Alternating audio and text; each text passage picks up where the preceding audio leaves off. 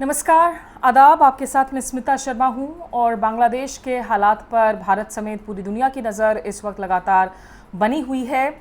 वहां अब केयरटेकर सरकार बन चुकी है और प्रोफेसर मोहम्मद यूनुस उसका नेतृत्व कर रहे हैं एज चीफ एडवाइज़र, जो ग्रामीण बैंक के संस्थापक रहे हैं, नोबेल लॉरियाट हैं। तमाम हालात पर बातचीत करने के लिए हमारे साथ पिनाक चक्रवर्ती जुड़े हैं, जो कि भारत के पूर्व राजदूत रह चुके हैं, ढाका में पूर्व राजनयिक हैं। पिनाक जी, पिछले 2 दिनों में जब से इंटरिम गवर्नमेंट बनी है, अंतरिम सरकार बनी है, आपको हालात में कुछ बदलाव नज़र आ रहा है इस वक्त जो आप रिपोर्ट्स देख रहे हैं ढाका के अंदर से?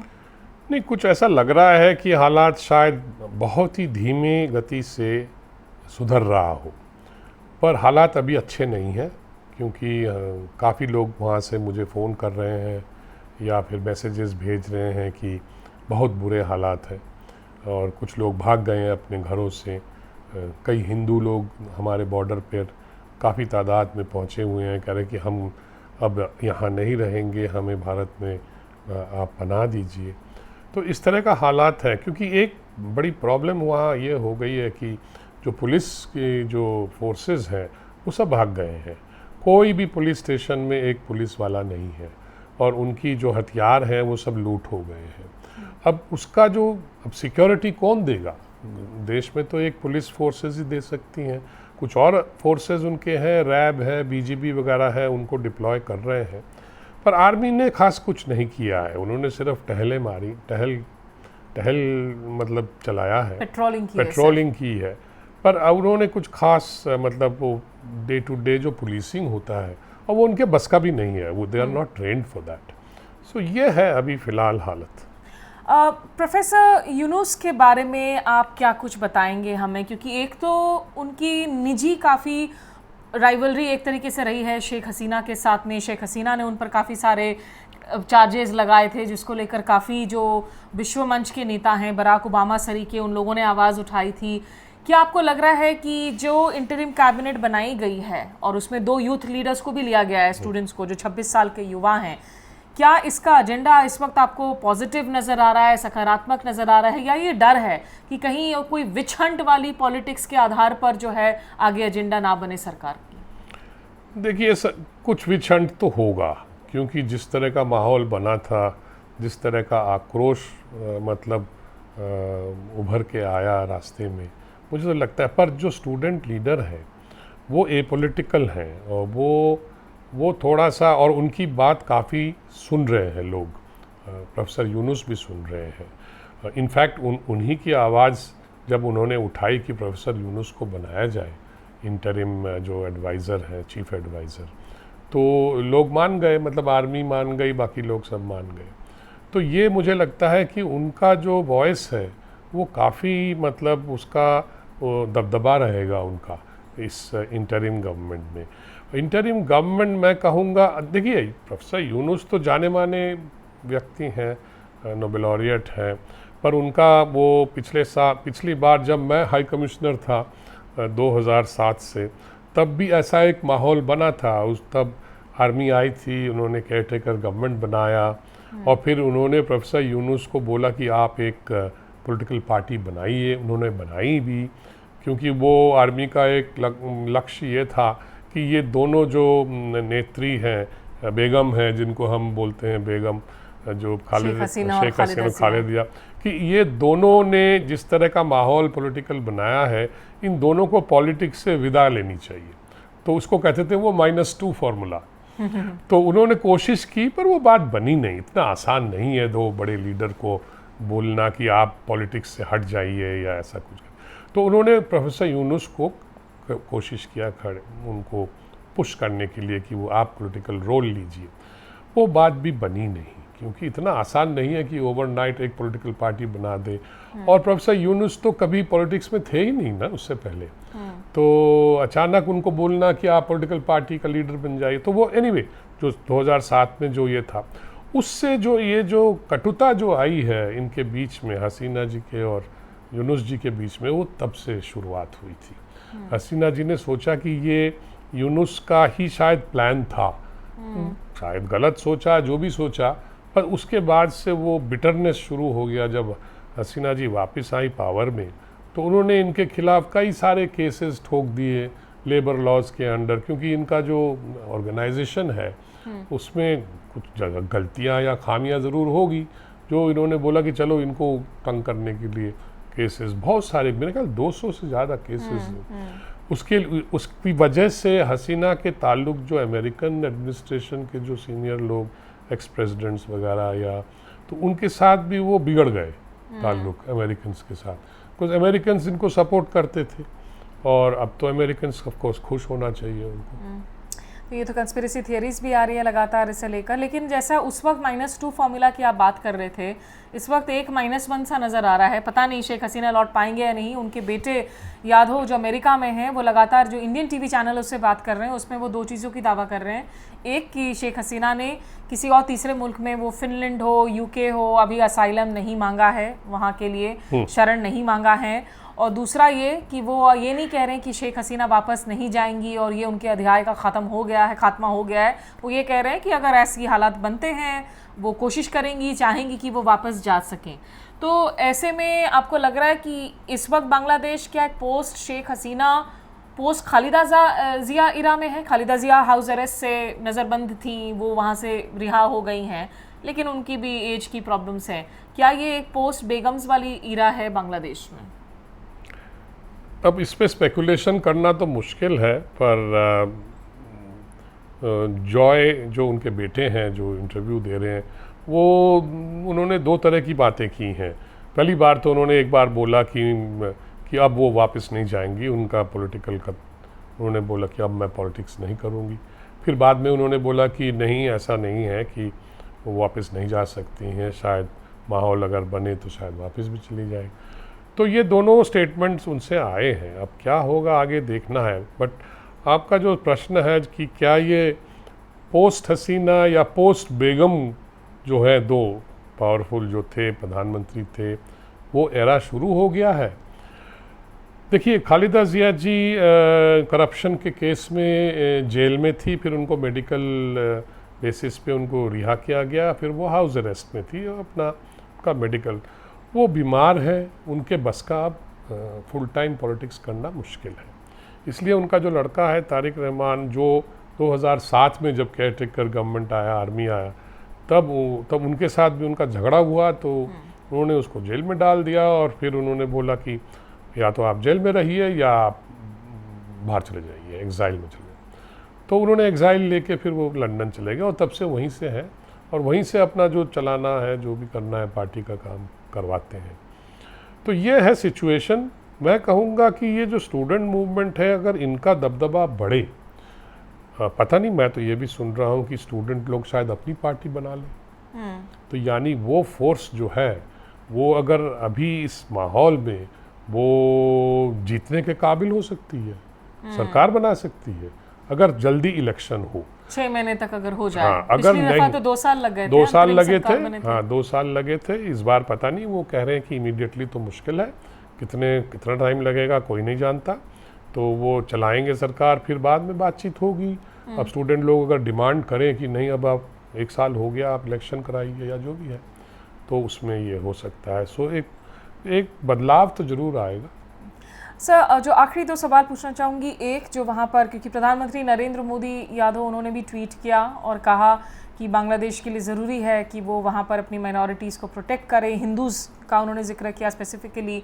और ये खबरें भी आ रही हैं कि BSF जो है बार बार टुकड़ियों को लौटा रहा है बांग्लादेश से। काफ़ी सारे ऐसे माइनॉरिटीज़ या रेफ्यूजीज़ जो आना चाह रहे हैं भारत के बॉर्डर्स पर। लंबा सा हमारा 4000 किलोमीटर का लैंड बॉर्डर है। बेनियापोल, पेट्रापोल बॉर्डर इलाके में खास करके ज़्यादातर क्राउड्स आ रहे हैं जिनको लौटाया जा रहा है। क्या पिछले 2-3 दिन में जो अपील्स गई हैं, खालिदा जिया ने भी अपील किया कि ये नहीं होना चाहिए, टारगेट नहीं करना चाहिए, प्रोफेसर यूनुस कर रहे हैं, स्टूडेंट्स कर रहे हैं, थोड़ा कुछ असर पड़ रहा है इसका? नॉट जस्ट इन ढाका, लेकिन ढाका के बाहर, आप सिलहेट, खुलना की अगर हम बात करें, जहां ज़्यादातर खबरें आई हैं हिंदूज़ और माइनॉरिटीज़ के टारगेट होने की। देखिए, ये बड़ी दुख की बात है कि हिंदूज़ को हमेशा टारगेट किया जाता है इन देशों में। पाकिस्तान की तो बात छोड़ ही दीजिए, वहाँ पे तो सबको मार काट के भगा दिया है, पर बांग्लादेश में तो फिर भी 9% थे। तो पर बांग्लादेश में जब भी माहौल बिगड़ता है, और जो लॉ एंड ऑर्डर जब ख़राब होता है तो हिंदू टारगेट बन जाते हैं। कुछ लोग ऐसे हैं वहाँ पे जिनकी सोच ऐसी है कि हिंदुओं को यहाँ से भगा दो। मैंने सुना है कि जब मैं वहाँ था तो कई आके मुझे बोलते थे कि हमें सुनना पड़ता है कि आप यहाँ क्यों रहते हो, आप अपने देश में चले जाओ। मतलब उनके दिमाग में ये है कि हिंदुओं का देश इंडिया है, वो हमारे लोग नहीं हैं।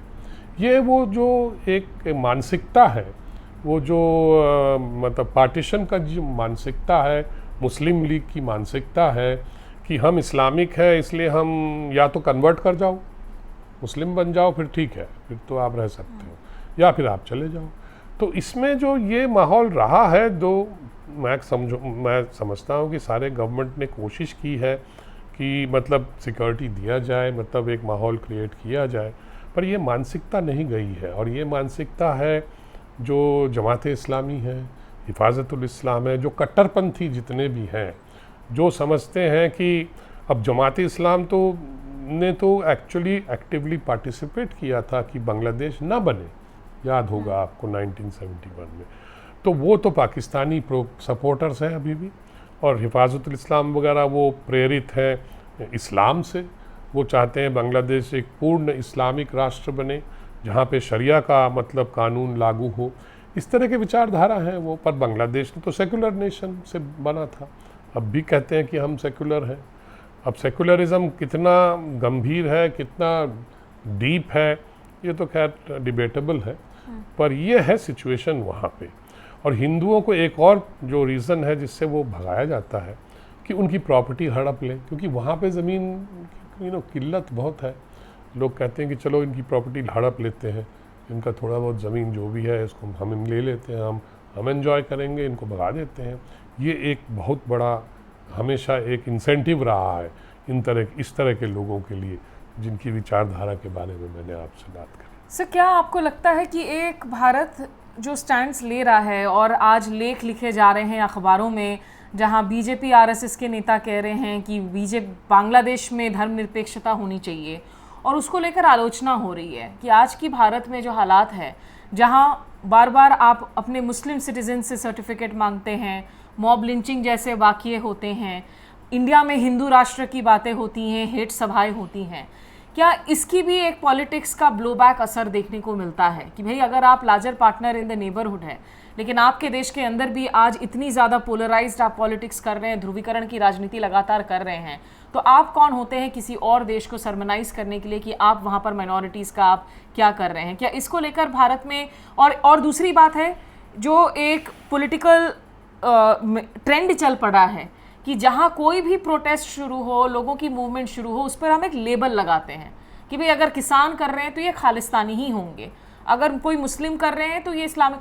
ये बांग्लादेश में जो प्रोटेस्ट हुआ उसको भारत की तरफ से एक तरीके से रिफ्यूज़ल है टू एक्सेप्ट कि ये पीपल्स मूवमेंट है। हम लगातार उसमें लेबल चिपका रहे हैं। हो सकता है there are elements who are trying to fish in trouble waters, but genuinely ये पीपल्स मूवमेंट के तौर पर शुरू हुआ, उसको एक्सेप्ट नहीं कर रहे हैं। इसे लेकर भी शायद बांग्लादेश के लोगों में काफ़ी गुस्सा है भारत को लेकर। देखिए, सरकार ने जो कहा है कि भाई ये आपका इंटरनल मैटर है, उस पर प्रोफेसर यूनुस की भी टिप्पणी आई थी कि मैं बड़ा दुखित हूँ कि भारत ने कहा कि ये इंटरनल मैटर है। अरे, हम अगर इंटरनल मैटर कहें फिर भी उनको परेशानी है, अगर हम कहें कि हम आ जाएं आपको हेल्प करने के लिए, फिर कहेंगे कि आप हमारे इंटरनल मैटर में क्यों घुस रहे हैं। तो ये बड़ा मुश्किल से उनका जो है, वो जब उनका जो विचारधारा है उसको समझना चाहिए हमको, कि वो कहते हैं कि हाँ ठीक है, हम सॉवरन हैं, इंडिपेंडेंट है, इंडिया से अच्छा रिश्ता हमको रखना है, पर वो ये नहीं समझते, वो समझते हैं कि बस इंडिया में हमारा कुछ हक इंडिया पर भी है। ये बड़ा अजीब सी मानसिकता है, इसको समझना बहुत मुश्किल है।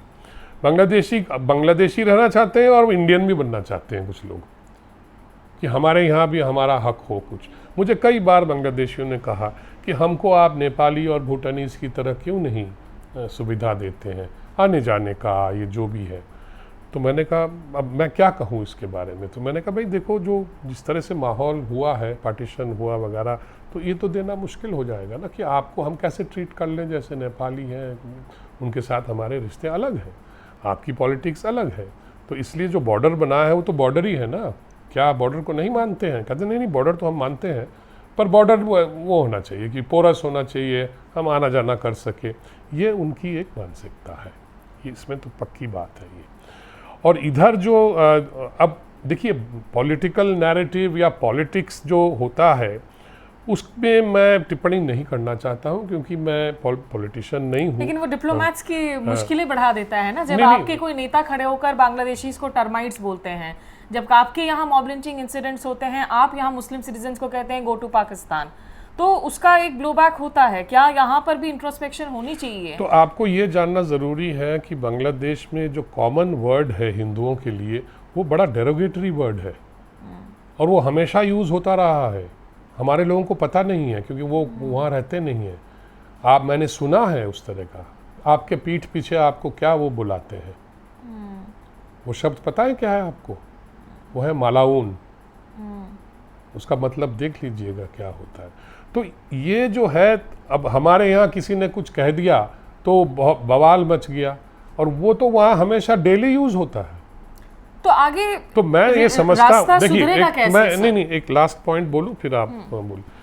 बांग्लादेशी या पाकिस्तान में लोग जानते हैं कि हम इंडिया सेकुलर है, इंडिया में सेकुलरिज्म के लिए लोग मतलब राजी हैं और लोग लड़ने के लिए तैयार हैं। वो चाहते हैं इंडिया सेकुलर हो पर हम तो इस्लामिक रहेंगे। ये उनकी मानसिकता है। क्यों? क्योंकि इंडिया में मुसलमान ज़्यादा है, सो मुसलमानों को सेकुलरिज्म के अंडर में प्रोटेक्शन ज़्यादा मिलेगा। वो नहीं चाहते कि इंडिया हिंदू राष्ट्र बने, पर हम इस्लामिक राष्ट्र बनेंगे, और हम कॉन्स्टिट्यूशन में इस्लाम हमने डाल दिया है। अब इस्लाम स्टेट रिलीजन है। बांग्लादेश में भी तो इस्लामिक जो इस्लाम है वो स्टेट रिलीजन है कॉन्स्टिट्यूशन में। अब कैसे हुआ, किसने डाला, खैर वो लंबी हिस्ट्री है। तो ये है वो जो मुझे लगता है, जो मैं जब एनालाइज करता हूँ, ये इस तरह की बातें मेरे दिमाग में आती हैं कि ये बड़ा अजीब सा सिचुएशन है कि नहीं secularism, India must remain secular, पर हम इस्लामिक हो सकते हैं। तो इसकी क्या रैशनल है? सर, तो ऐसे में आखिरी सवाल, क्योंकि हमने देखा कि जिस तरीके से भारत के उच्चायोग और हमारे असिस्टेंट हाई कमीशंस को लेकर, उनकी सुरक्षा को लेकर चिंताएं जताई गई, जो नॉन इसेंशियल डिप्लोमेटिक स्टाफ हैं, परिवार वाले हैं, उनको वापस वॉलंटरीली जो लोग आना चाहते थे वो आए हैं। इंडिया कल्चरल सेंटर को टारगेट किया गया, जला दिया गया, उसमें आगजनी की गई। लेकिन हमारे जो भारतीय उच्चायुक्त हैं प्रणय वर्मा, वो अभी शामिल हुए थे शपथ ग्रहण समारोह में प्रोफेसर मोहम्मद यूनुस की। तो आगे एक इतना इम्पोर्टेंट नेबर जो रणनीतिक रूप से, आर्थिक रूप से इम्पोर्टेंट नेबर है, ये रिश्तों की गाड़ी आगे कैसे बढ़ेगी सर? कितना चैलेंजिंग रहेगा ये जो एक तरीके से विश्वास का पुल टूटा है, उसको दोबारा से पाटना, उसको स्थापना करना? देखिए, एक तरफा तो नहीं हो सकता। हमने तो हाथ बढ़ा दिया है। हम तो चाहते हैं नॉर्मलाइजेशन हो, बैक टू नॉर्मल चले जाएं, जैसे लोग आना जाना कर रहे हैं, जो भी है। पर वो अब सारा जो बॉल जो हम कहते हैं ना कि उनके कोर्ट में है। आप अपने को अब देखिए, आप अपने देश को पहले संभालिए, सिक्योरिटी दीजिए लोगों को, तभी तो नॉर्मलाइजेशन होगा। हमारे हाई कमीशन से लोग क्यों चले आए? क्योंकि वो सिक्योरिटी हट गई वहाँ से। जो पुलिस वाले 2-4 बाहर रहते थे वो सब भाग गए। क्यों भागे? इसके जिम्मेवार कौन है? ये सवाल तो है ना। तो इसलिए हमने सोचा कि चलो हमारे जो लोग हैं उनको हम वापस ले आए जब तक माहौल ठीक नहीं होता, और कुछ लोग वहाँ रह के काम चालू रखेंगे। और हमारा जो कल्चरल सेंटर है वो भी इंदिरा गांधी के नाम से, वो क्यों जलाया आपने? किसने जलाया? क्या आप उनको पकड़ के फांसी देंगे? फांसी तो नहीं, खैर उनको पकड़ेंगे और उनको सज़ा देंगे? ये सवाल भी उठता है। तो इसलिए ये सारी चीज़ें हैं, इतना जो बड़ा कॉम्प्लेक्स सा सिचुएशन है। पर हम तो चाहते हैं जितनी जल्दी हो जाए। वहाँ पे जो सरकार बन गई है, अब सरकार संभाले, बागडोर संभाले और उसको शांतिपूर्ण, मतलब शांति वगैरह इस्टेब्लिश करें, और तब फिर बैक टू नॉर्मल सी होगा। अब वो किस तरह का रवैया होगा मुझे तो लगता नहीं। देखिए, दोनों देश इम्पॉर्टेंट है एक दूसरे के लिए। हाँ, बांग्लादेश नेबर है, इतना ट्रेड है हमारा, इतने लोग आना जाना करते हैं, इतने स्टूडेंट यहाँ पढ़ते हैं, वहाँ पढ़ते हैं।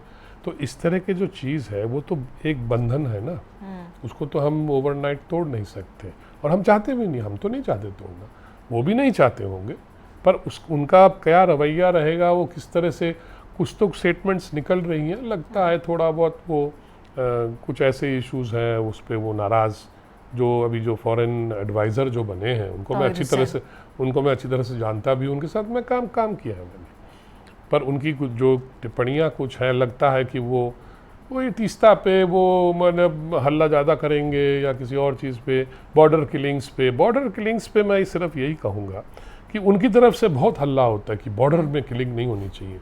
तो क्या बीएसएफ वहाँ बैठ के क्या उनके साथ क्या करेंगे? जो ज़बरदस्ती घुसना चाहते हैं, जो क्रिमिनल एलिमेंट्स हैं, तो बीएसएफ का तो ऑर्डर है, उनको रोकेंगे। अब ज़रूरत पड़े तो गोली भी चलानी पड़ेगी। तो किलिंग ना, तो आप अपनी तरफ से क्यों नहीं देखते हो कि ये लोग वो काम ना करें वहाँ पे? वो अपनी रिस्पॉन्सिबिलिटी कभी नहीं लेंगे। ये बड़ा अजीब सा माहौल है।